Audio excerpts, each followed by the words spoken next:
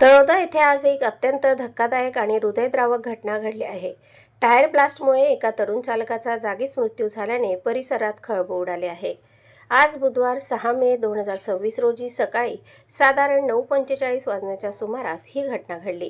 Taloda bypass चिनोदा road चौफुली परिसरात उभे असलेल्या ट्रकचा टायर अचानक फुटला। मृत चालकाचे नाव ज्ञानेश्वर दिलीप मिस्त्री, वय 37 वर्ष असून ते नरढाणा तालुका शिंदखेडा येथील रहिवासी होते। मिळालेल्या माहितीनुसार संबंधित ट्रक गुजरातमधील नशिराबाद येथून सिमेंटच्या गोण्या घेऊन तळोद्याकडे येत होता।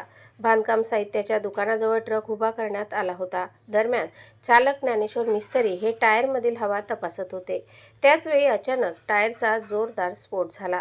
हा स्फोट इतका भीषण होता की मिस्त्री यांना जोरात फेकले गेले आणि त्यांचा जागीच मृत्यू झाला।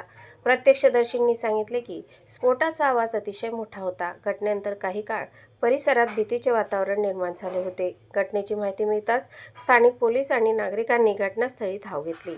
मृतदेह तात्काळ ताब्यात घेऊन उपजिल्हा रुग्णालयात नेण्यात आला, मात्र डॉक्टरांनी त्यांना मृत घोषित केले। प्राथमिक माहितीनुसार टायरमधील हवेच्या प्रेशरमुळे हा अपघात घडल्याचे समोर येत आहे। या घटनेमुळे परिसरात हळहळ व्यक्त केली जात आहे। एक कष्टकरी तरुण चालक अशा दुर्दैवी पद्धतीने मृत्युमुखी पडल्याने शोककळा पसरली आहे।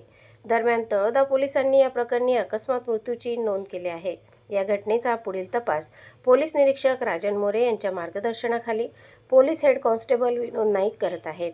ही घटना पुन्हा एकदा वाहन सुरक्षेबाबत गंभीर प्रश्न निर्माण करते आणि टायर तपासताना आवश्यक ती काळजी घेण्याची गरज अधोरेखित करते। प्रतिनिधी नरेश चौधरीसह स्वराज्य न्यूज, तळोदा।